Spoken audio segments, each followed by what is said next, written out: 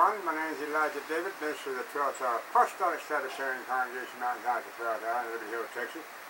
Today is August 9, 2013, or it is Elul 3, 2017. I'm going to start this first service today with a song that I've written entitled Eternal Home.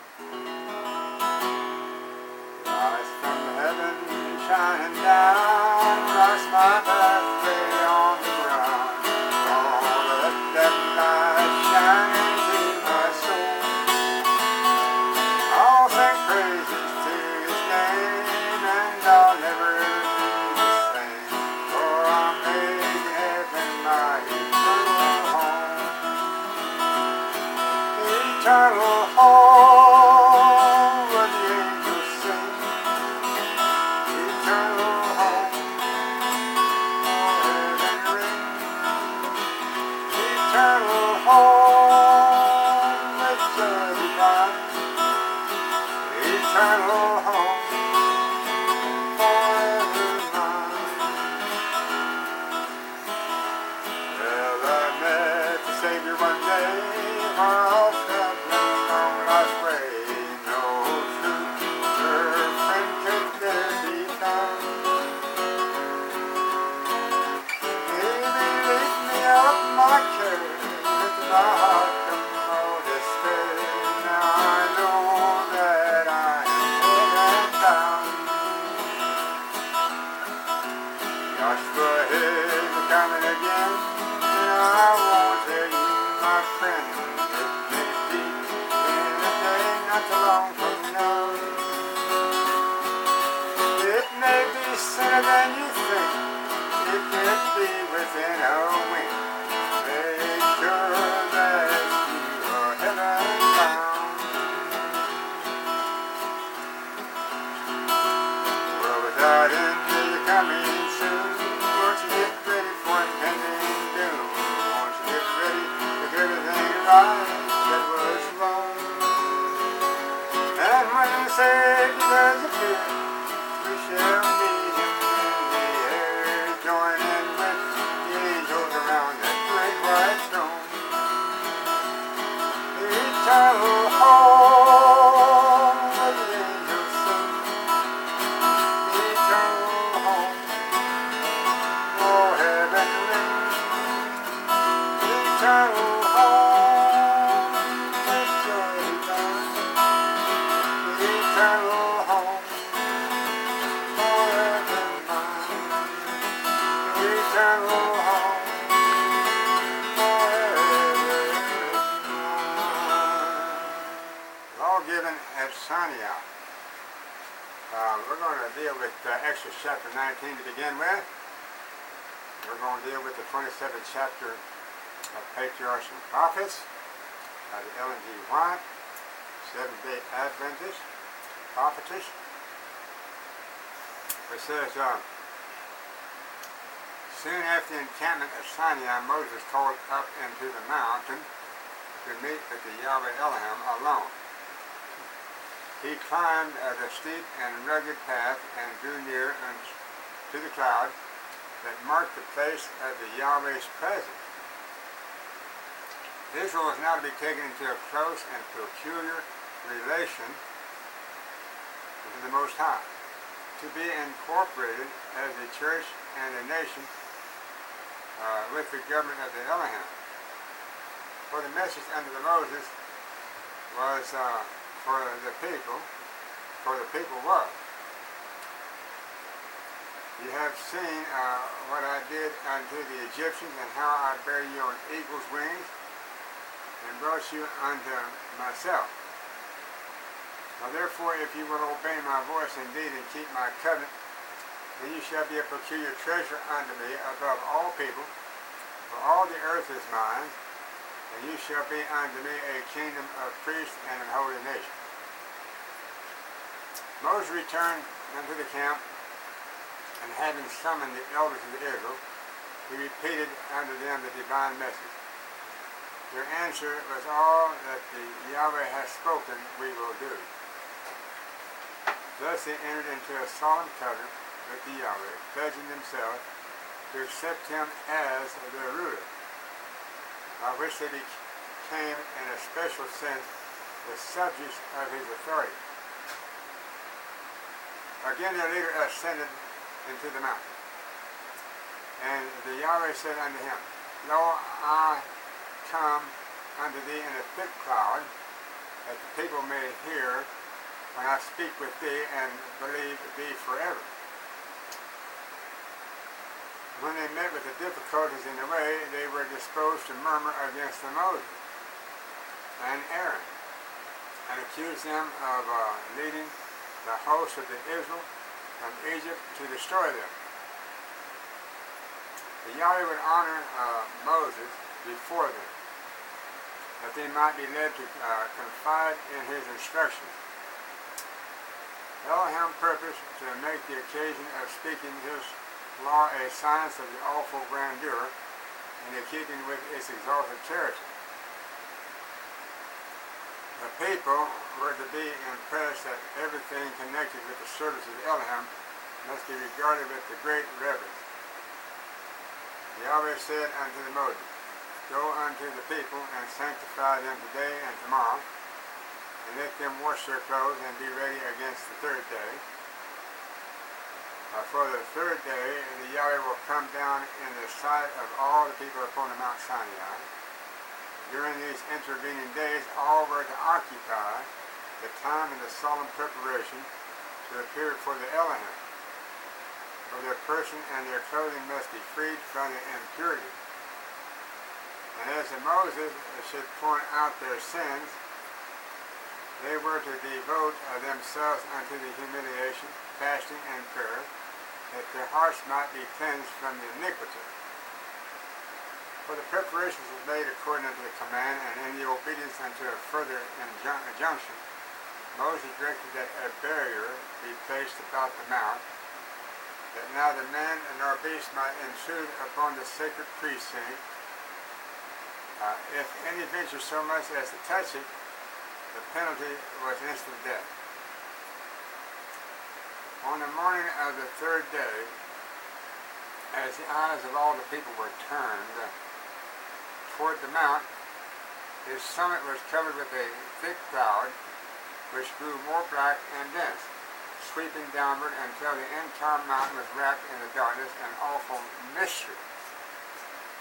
Then a sound as of a trumpet was heard, summoning the people to meet with the Elohim, and Moses led them forth unto the base of the mountain. From the thick darkness flashed vivid lightnings, while peal of the thunder echoed and re-echoed among the surrounding heights. And Mount Sinai was altogether on a smoke, because the Yahweh descended upon it in a fire, and the smoke thereof ascended as the smoke of a furnace, and the whole mountain quaked greatly, for the glory of the Yahweh was like unto the devouring fire on the top of the mountain, and the sight of the assembled multitude. And the voice of the trumpet sounded long and waxed louder and louder. So terrible were the tokens of the Yahweh's presence, that the host of the Israel shook with the fear, and fell upon their faces before the Yahweh. Even Moses exclaimed, I exceedingly fear and quake. Hebrews 12:21. And now the thunder ceased, the trumpet was no longer heard, the earth was still.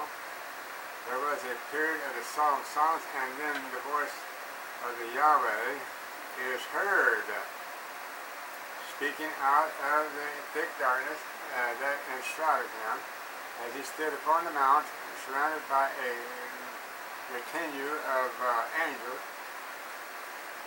For the Yahweh made known his law. For the Moses describing the scene said, For the Yahweh came from the Sinai and rose up from Seir unto them. He shined forth from Mount Paran, and he came with 10,000 of the saints. From his right hand went a fiery law for them. Yea, he loved the people. All his saints are in thy hand, and they sat down at thy feet, every one shall receive of thy words. Deuteronomy 33, 2 and 3. Now notice it says that Yahshua rose up, he came from Sinai. Actually, this is Yahshua, the Son, and rose up from Seir unto them, where he shined forth from the Mount Paran, and he came with 10,000s, plural, of the saints. Well, who are these saints? People don't visualize Israel as being saints at any time, at any level.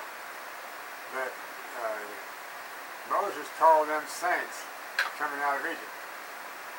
Well, there was a remnant among them that actually ended up being saints, but they were all classified as saints. For the Yahweh is with the revealing himself not alone in the awful majesty of the judge and lawgiver, but as a compassionate guardian of his people.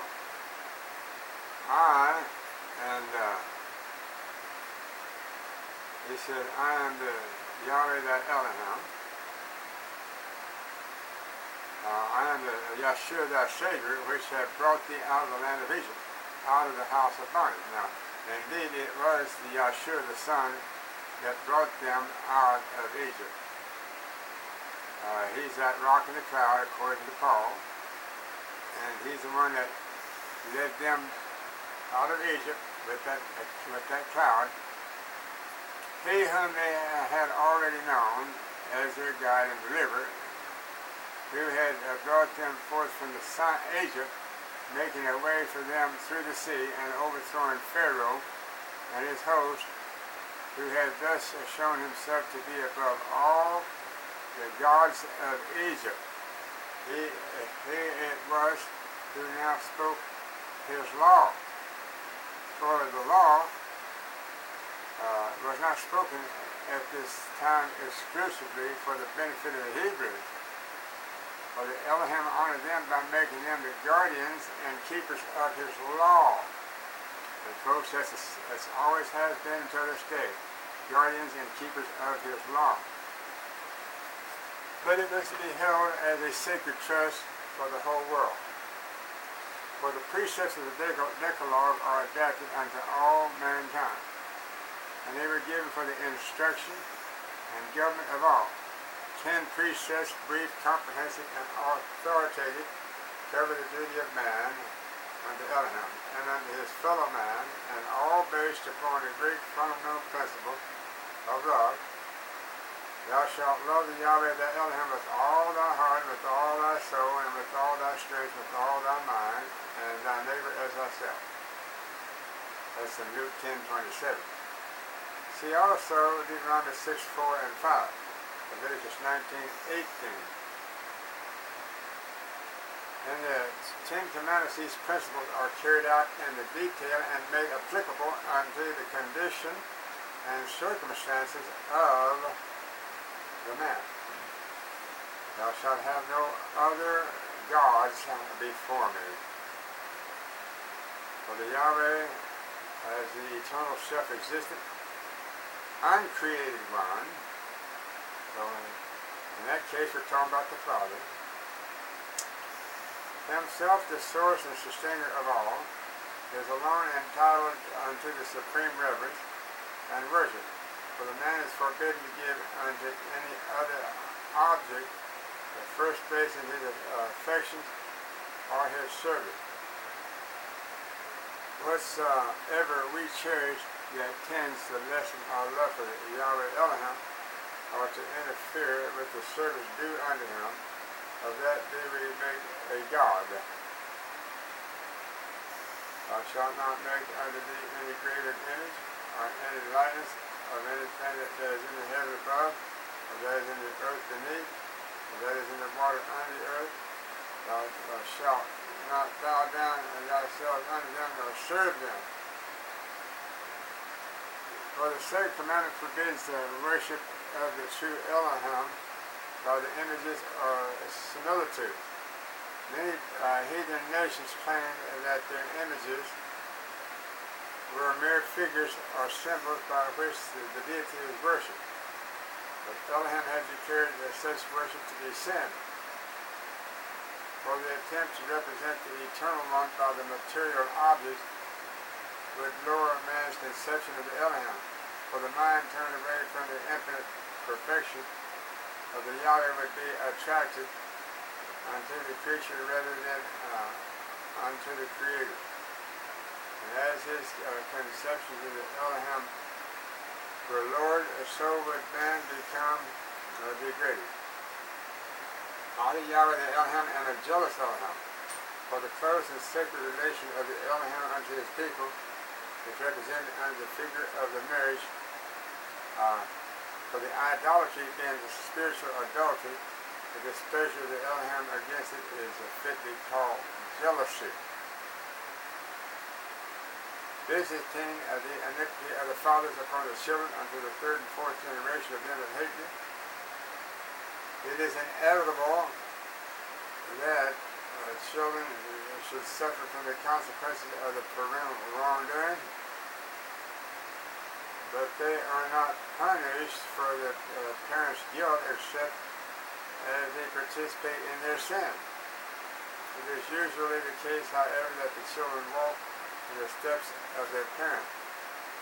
By the inheritance and example, the sons become partakers of the father's sin, wrong tendencies, perverted appetites, and debased morals, as well as physical disease and degeneracy are transmitted as a legacy from father unto the son, unto the third and fourth generation.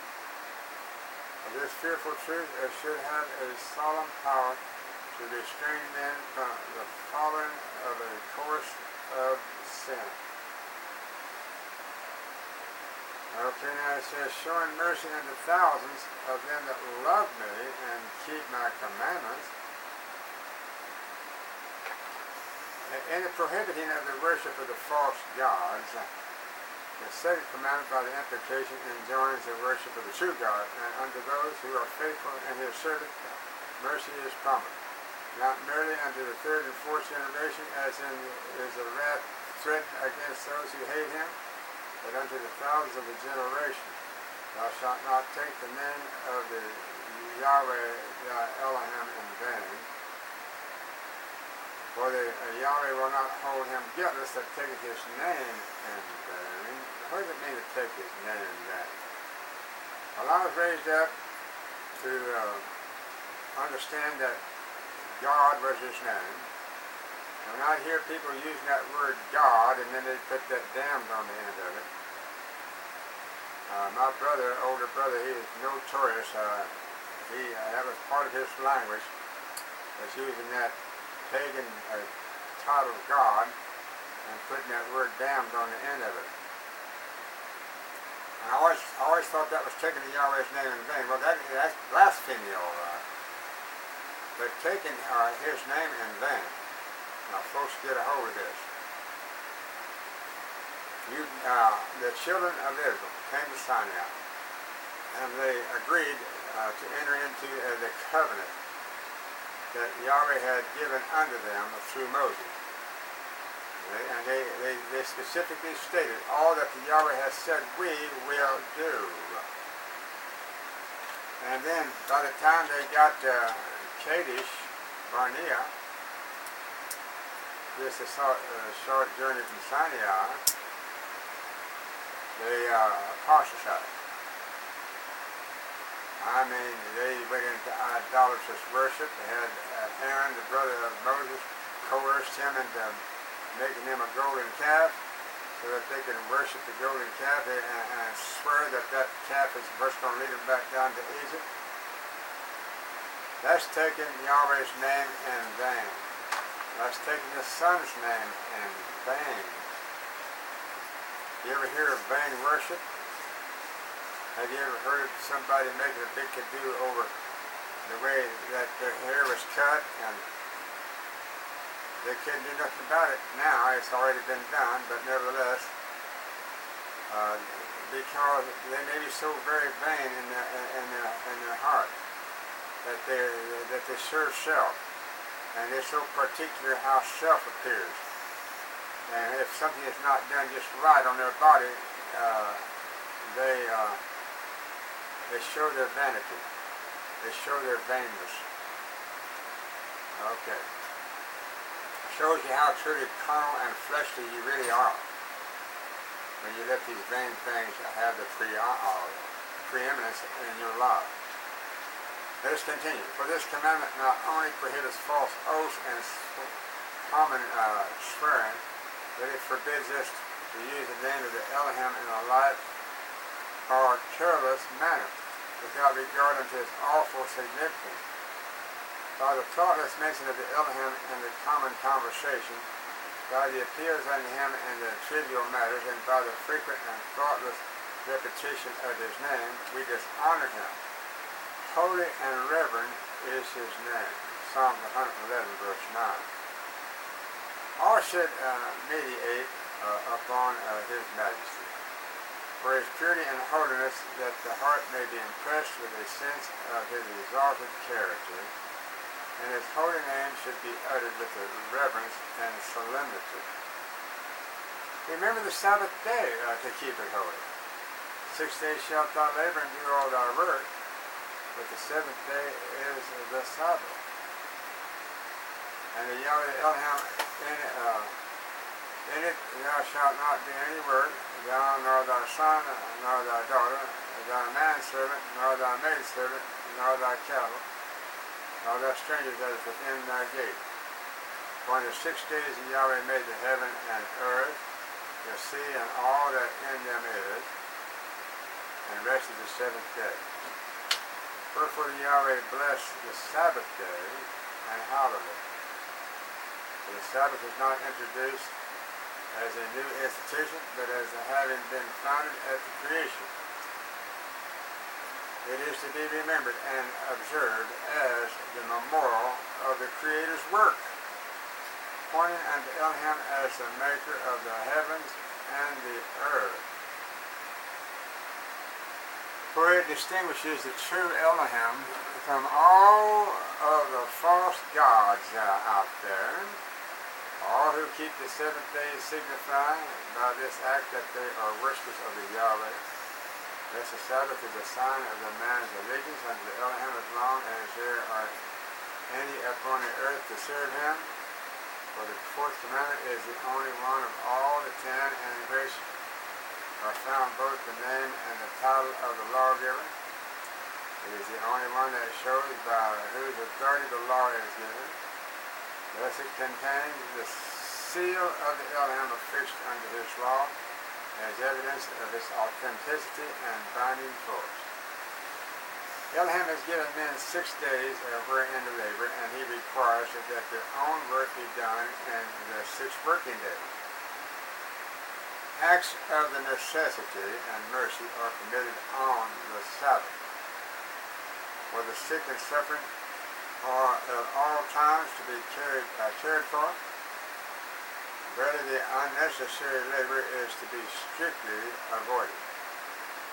Turn away thy foot from the Sabbath, from doing thy pleasure on my holy day, and call the Sabbath a delight, the holy of the Yahweh honorable, and honor him, not doing thine own ways, nor finding thine own pleasure. Isaiah 58:13. Nor does a prohibition in here. Okay, it says, nor speaking thine own words, it says the prophet. Those who discuss business matters or lay plans on the Sabbath and regarded by the Elohim as though engaged in the actual transaction of the business. To keep the Sabbath holy, we should not even allow our minds to dwell upon things of a worldly character. And the commandment includes all within our days. For the inmates of the house are to lay aside their worldly business during the sacred hours. All should unite for the honor of the Elohim by the willing service unto his holy day. Okay. Honor thy father and thy mother, that thy days may be long upon the land which the Yahweh the Elohim giveth thee. Parents are entitled to a degree of love and respect which is due unto no other person, Elohim himself, who has placed upon them the responsibility for the souls committed under their charge, has ordained that during the earlier years of life, parents shall stand in the place of the Elohim unto their children. And he who rejects the rightful authority of his parents is rejecting the authority of the Elohim.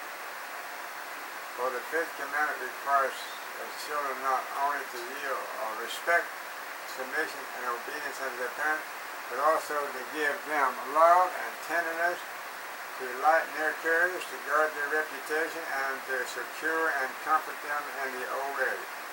But also enjoins respect for the ministers and rulers, and for all others unto whom Elohim has delegated the authority. This, says the apostle, is the first commandment with the promise. That's Ephesians chapter 6, verse 2. Unto Israel, expecting soon to enter into the promised land, Canaan, is a pledge unto the obedient of the long life in that good land. Really, it has a wider meaning, including all the Israel of the Elohim, clear on down to the end of time, I might add, and promising eternal life upon the earth when it shall be freed from the curse of the sin. Thou shalt not kill. All acts of the injustice that tend to shorten life, the acts of the hatred and revenge, or the indulgence of any passion that leads into the injurious acts toward others, or causes us even to wish them harm. For whosoever hateth his brother is a murderer. The selfish neglect of the caring for the needy or suffering, all self-indulgence or unnecessary deprivation or excessive labor that tends to injure health. All these are to a greater or less degree violations of the sixth commandment, thou shalt not commit adultery. For this commandment forbids not only acts of the impurity, but sexual thoughts and desires, or any practice that tends to excite them. Purity is demanded not only in the outward life, but in the secret intents and emotions of the heart. Yahshua, who taught the far-reaching obligations of the law of the Elohim, declared the evil thought or look to be as truly sin as is the unlawful deed. Thou shalt not steal. Both public and private sins are included in this prohibition. For the eighth commandment condemns man-stealing and slave dealing, and forbids wars of the conquest. It condemns theft and robbery. It demands strict integrity in the minutest details of the affairs of the life. It forbids overreaching in the trade and requires the payment of just debts or wages. It declares that every attempt to advantage oneself by the ignorance, weakness, or misfortune of another is registered as fraud in the books of the heavens. Thou shalt not bear false witness against thy neighbor, or speaking in any manner, every attempt or purpose to deceive our neighbor is here included. An intention to deceive is what constitutes falsehood. By a glance of the eye and motion of the hand and expression of the countenance, a falsehood may be told as effectually as by the words. All intentional overstatements, every hint or insinuation calculated for the conveying of an enormous or exaggerated impression, even the statement of the facts in such a manner as to mislead, is falsehood. For this precept forbids every effort to injure our neighbor's reputation by the misrepresentation of the evil surmises. By the slander or tale-bearing, even the intentional or suppression of the truth by which injury may result unto others is a violation of the ninth commandment. Thou shalt not covet thy neighbor's house. Okay? Thou shalt not covet thy neighbor's wife. nor his manservant, nor his maidservant, nor his ox, nor his ass, nor anything that is thy neighbor's.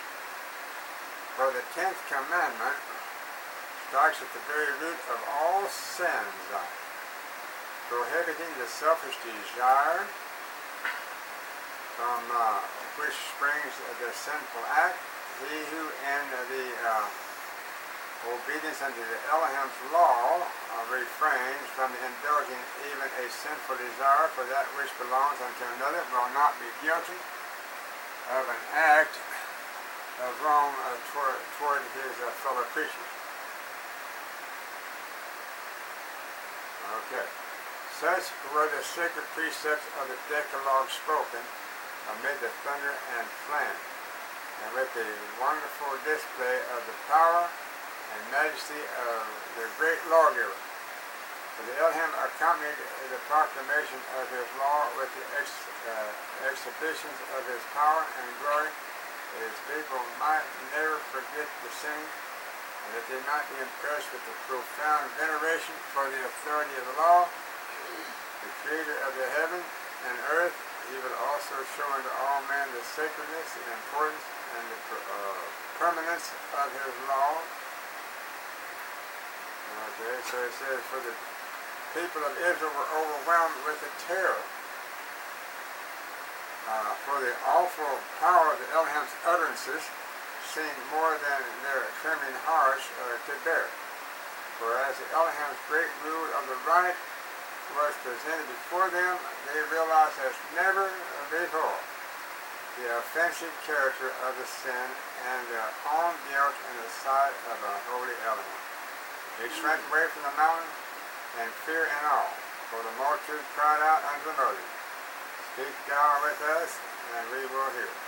But let not Elohim speak with us, lest we die. For the leader answered, Fear not, for Elohim is come to prove you, and that his fear may be before your faces, that ye sin not. For the people, however, remain at a distance, gazing in the terror upon the sin. For the minds of people blinded and debased by the slavery and heathenism were not prepared to appreciate fully the far-reaching principles of the Elohim's 10 precepts, that the obligations of the Decalogue might be more fully understood and enforced. Additional precepts were given, illustrating and applying the principles of the 10 Commandments. These laws were called judgment, both because they were framed in the infinite wisdom and equity, and because the magistrates were to give judgment according to them. Unlike the 10 Commandments, they were delivered privately unto Moses, who was to communicate them unto the people. For the first of these laws related unto the servant in the ancient times. Criminals were sometimes sold into the slavery by the judges. In some cases, debtors were sold by their creditors, and poverty even led persons to sell themselves or their children.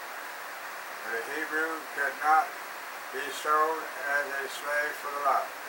His term of service was limited unto 6 years.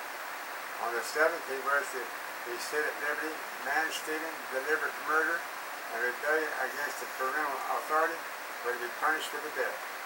For the holding of slaves not of the Israelites' birth was permitted, but their life and person were strictly guarded. The murderer of a slave was to be punished. An injury inflicted upon one by his master, though no more than the loss of a tooth, entitled him unto his freedom. For the Israelites had lately been servants themselves, and now that they were to have servants under them, they were to be aware of the indulging of the spirit of the cruelty and exaction from which they had suffered under the Egyptian taskmasters. For the memory of their own bitter servitude should enable them to put themselves in the service place, leading them to be kind and compassionate, for the dealing with others as they would wish to be dealt with. For the rights of the widows and orphans were especially guarded, and a tender regard for their helpless condition was enjoined. if thou afflict them in any wise, Yahweh declared, and they cry at all unto me, I will surely hear their cry, and my wrath shall wax hot, and I will kill you with the sword, that your wives shall be widows, and your wives shall be widows, and your children fatherless. Aliens who united themselves with Israel were to be protected from the wrong. Okay? Aliens who united themselves with Israel were to be protected from the wrong or oppression. That's if they come and unite themselves. But if they come into your borders and they won't unite with your covenant and with you, then they are roving nomads. They're just aliens from another country, and they're just roving around the country, just looking for somebody to give them a handout. Thou shalt not oppress a stranger, for you know the heart of a stranger, seeing you were strangers in the land of Egypt. For the taking of the usury from the poor was forbidden. A poor man's raiment or blanket taken as a pledge must be restored unto him at the nightfall. He who was guilty of the theft was required to restore double. For the respect for the magistrates and rulers was enjoined, and judges were warned against perverting judgment, aiding a false cause, or receiving bribes. Calumny and slander were prohibited, and acts of the countenance enjoined even toward the personal enemy. Again, the people were reminded of the sacred obligations of the Sabbath. Yearly feasts were appointed, at which all the men of the nations were to assemble before the Elohim, bringing unto him their offerings of gratitude and the first fruits of his bounty. For the object of all of these regulations was stated, for they proceeded from no exercise of the mere arbitrary sovereignty, all were given for the good of Israel. Yahweh said, Ye shall be holy men unto me, worthy to be acknowledged by a holy Elohim. These laws were to be recorded by the Moses and carefully treasured as the foundation of the national law, with the 10 precepts which they were given to illustrate the condition of the fulfillment of the Elohim's promises unto Israel. For the message was now given them from the Yahweh. Behold, I send an angel before thee, to keep thee in the way, and to bring thee into the place which I have prepared. Beware of him and obey his voice. And this angel is Yahshua. The Father has sent him. Provoke him not, for he will not pardon your transgression. Okay? This angel has the ability to pardon your transgression. For my name is in him. Well, that name then is be Yahweh, and the name of his son is Yahshua. But if thou shalt indeed obey his voice and do all that I speak, then I will be an enemy unto thine enemies, and an adversary unto thy adversaries. Okay. And during all the wanderings of the Israel, Yahshua, here it is now, Yahshua in the pillar of the cloud and of the fire was their leader. There you have it, right here. That's what Paul said. He said he was that rock in the cloud that led them out of Egypt. While there were clouds pointing unto a Savior to come, there was also a present Savior who gave commands unto Moses for the people, and who was set forth before them as the only channel of the blessing. Okay, so this is that angel. Yahshua was this angel that was Yahweh sent from heaven. He sent him down here. He sent that angel upon Mount Sinai for Moses to receive the law. Upon the descending from the mountain, Moses came and told the people all the words of the Yahweh, or the Yahshua, and all the judgment. And all the people answered with one voice and said, all the words which the Yahshua, the Son, has said, we will do. This placed together with the words of the Yahshua, which it bound them to obey, is written by the Moses in a book. So now Moses, the writings of the first 5 books of the Scriptures, was dictated to him by Yahshua, the Son.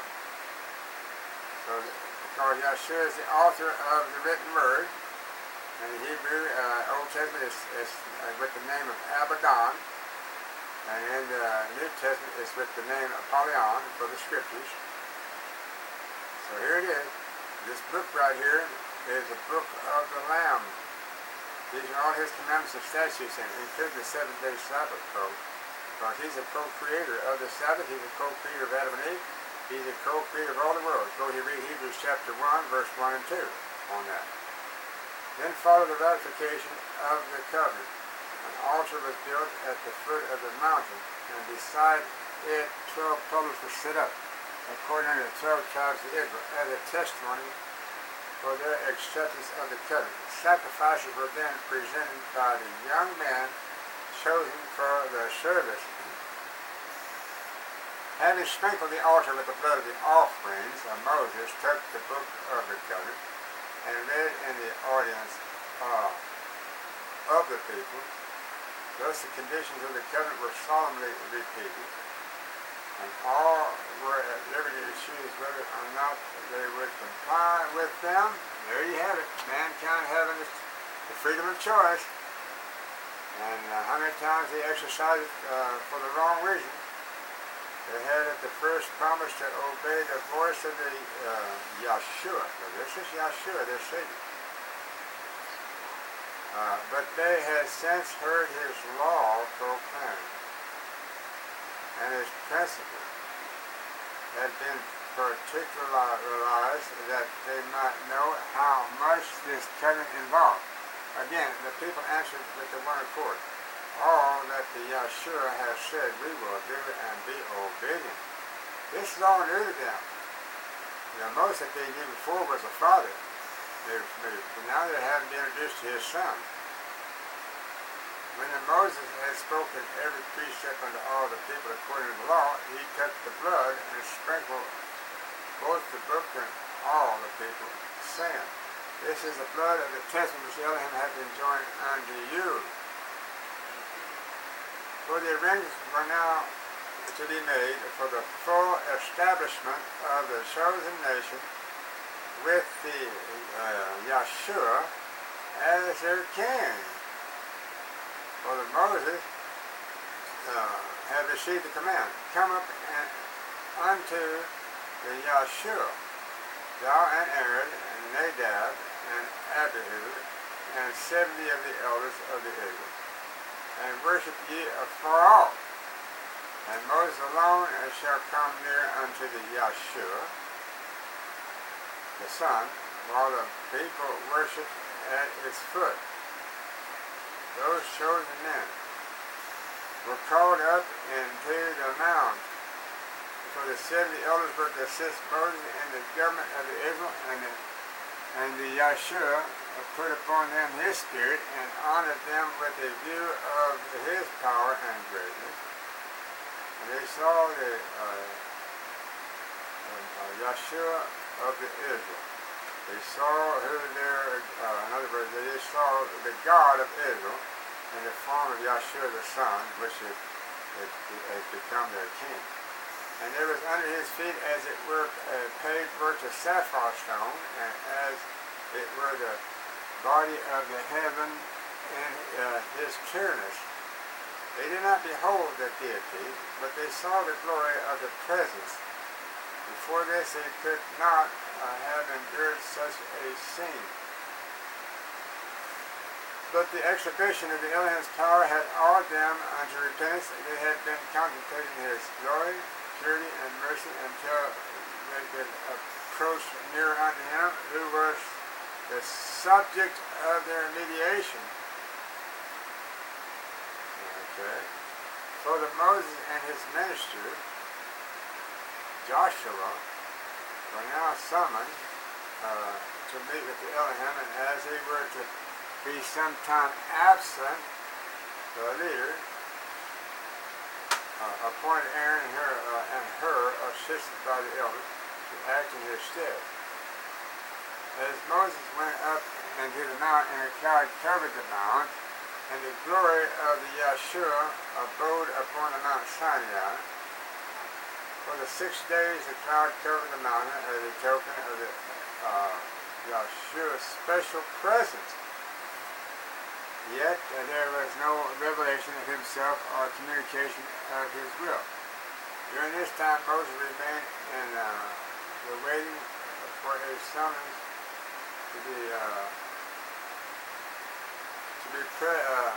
to be present, waiting for the summons unto the presence chamber of the Most High.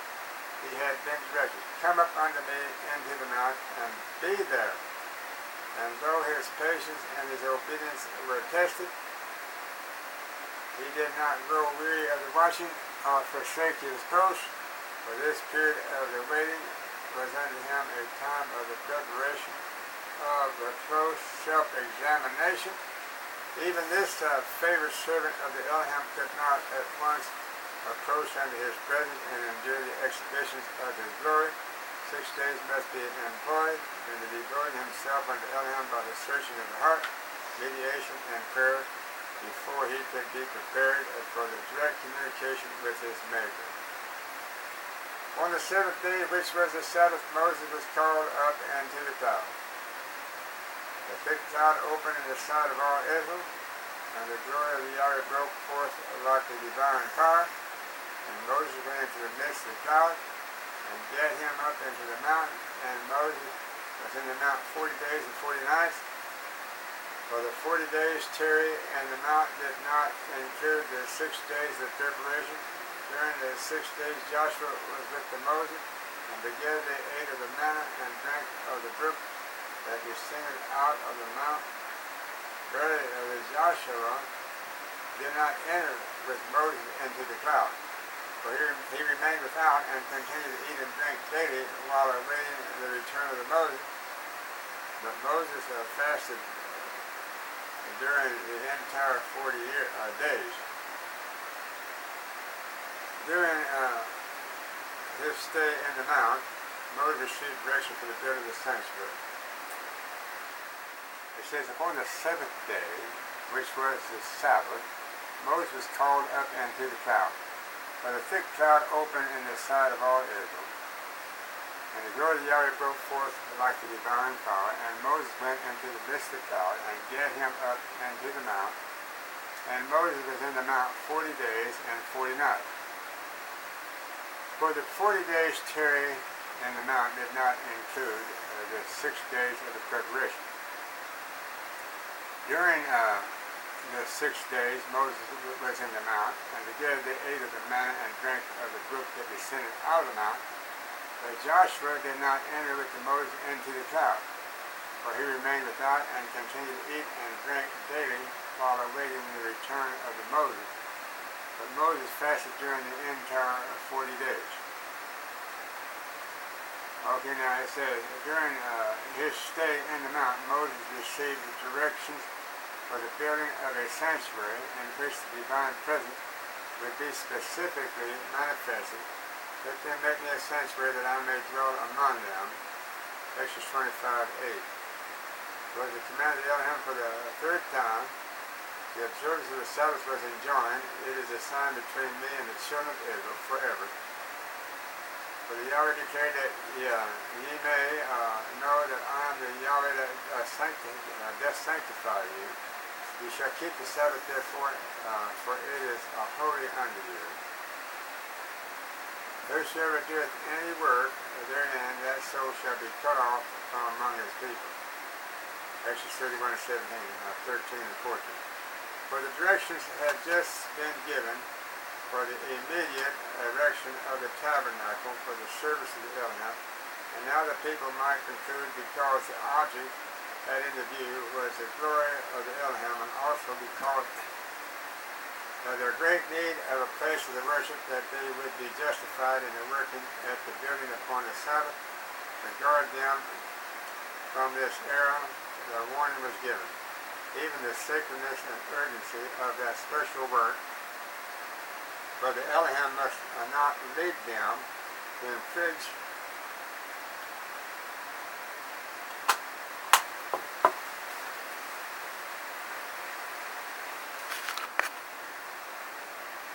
Okay, let's read that again. Even the sacredness and urgency of that special work for the Elohim must not lead them for the infringing upon his holy rest day. Henceforth the people were to be honored with the abiding presence of their king. I will dwell among the children of Israel, and will be the Elohim, and the tabernacle shall be sanctified by my glory. Exodus 29:45-43. Was the assurance given unto Moses as a symbol of the Elohim's authority and the embodiment of his will. There was delivered unto Moses a copy of the Decalogue engraved by the finger of the Elohim himself upon the two tables of the stone. Deuteronomy 9:10, Exodus 32:15 and 16. To be sacredly enshrined in the sanctuary, which when made was to be the visible center of the nation's worship. From a race of the slaves, the Israelites have been exalted above all people to be the peculiar treasure of the King of Kings, for the Elohim had separated them from the world, that he might commit unto them a sacred trust. He had made them the depositories of his law, and he purposed through them to preserve among men the knowledge of himself. Thus the light of the heaven was to shine out unto a world enshrouded in the darkness, and a voice was to be heard appealing unto all peoples to turn from their idolatry to serve the living Elohim. If the Israelites would be true unto their trust, they would become a power in the world.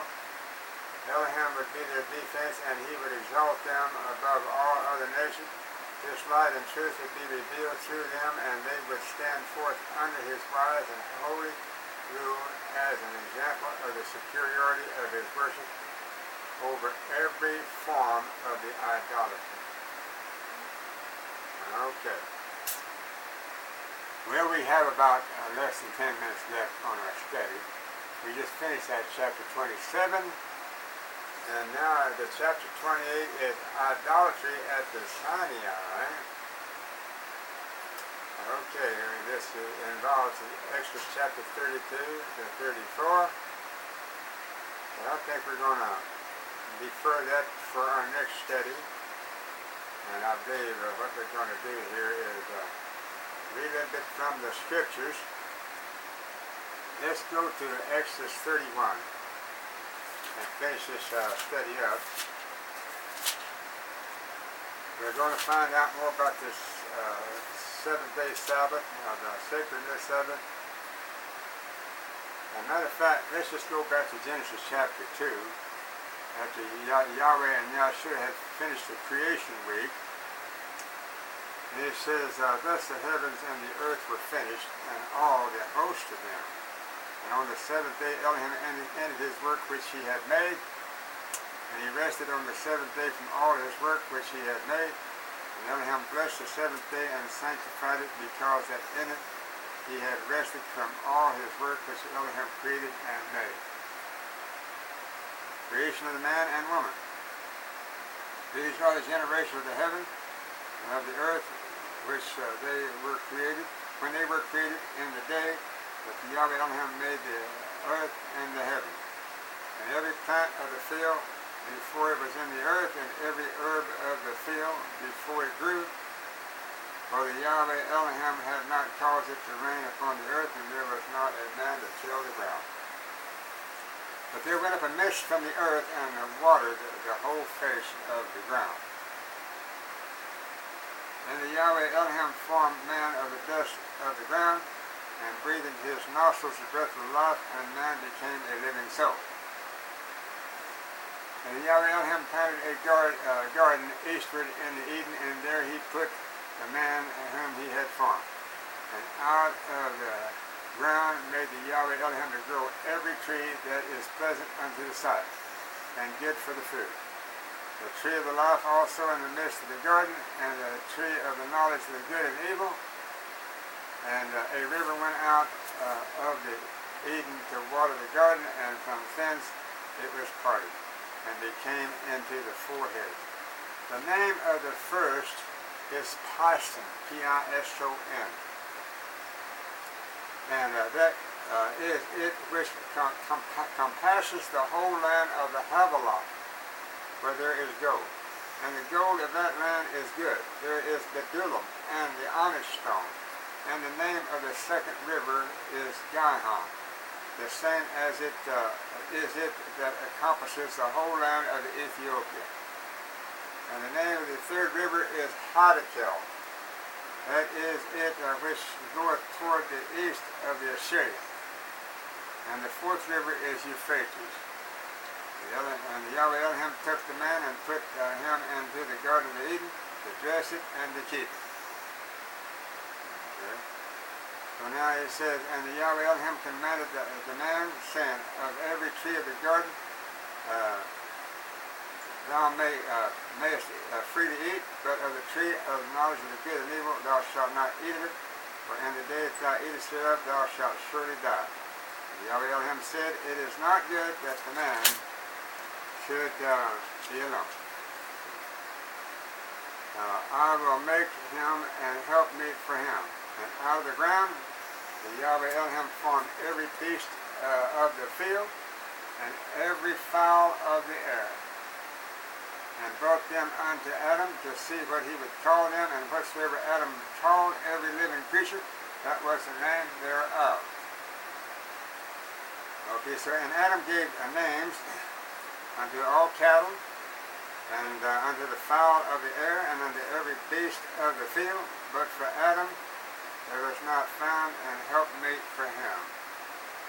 Yahweh Elohim caused a deep sleep to fall upon Adam, and he slept, and he took one of his ribs and closed up the flesh thereof, and the rib which the Yahweh Elohim had taken from man made he a woman, and brought her unto the man.